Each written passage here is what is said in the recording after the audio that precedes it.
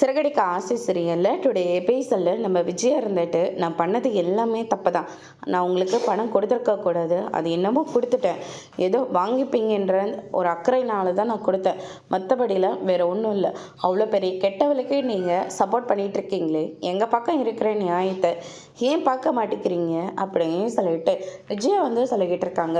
ரோகிணி எவ்வளோ நல்ல பொண்ணுன்னு எனக்கு நல்லாவே தெரியும். அதை சின்ன வயசுலேயே கல்யாணம் பண்ணி கொடுத்து அவங்க அம்மா அவளுடைய வாழ்க்கையே வீணாக்கிட்டாங்க. சரி, இந்த வாழ்க்கையாவது நிம்மதியாக சந்தோஷமாக வாழலான்னு பார்த்தா நீங்கள் எப்போ பார்த்தாலையும் பணம் பணம்னு சொல்லிட்டு நச்சரிச்சிட்டே இருக்கீங்க. அதை கொடுக்கலன்றதுக்காக அந்த பொண்ணை கூப்பிட்டு தண்ணியை உட்கார வச்சு அடிச்சிருக்கீங்க, அதுவும் பெல்ட்டால் அடிச்சிருக்கீங்க. உங்களை மாதிரி ஆட்களெல்லாம் சும்மாவே விடக்கூடாது அப்படின்னு சொல்லிட்டு அவங்க சொல்லிட்டு இருக்காங்க. இதை கேட்டோன்னு விஜயை பயங்கர அதிர்ச்சி ஆகுறாங்க. நாளைக்கு கோர்ட்டில் இயரிங் வரப்போகுது. அப்போ நீங்கள் அடித்த அடி என்கிட்ட வீடியோ ஆதாரத்தோடு இருக்குது.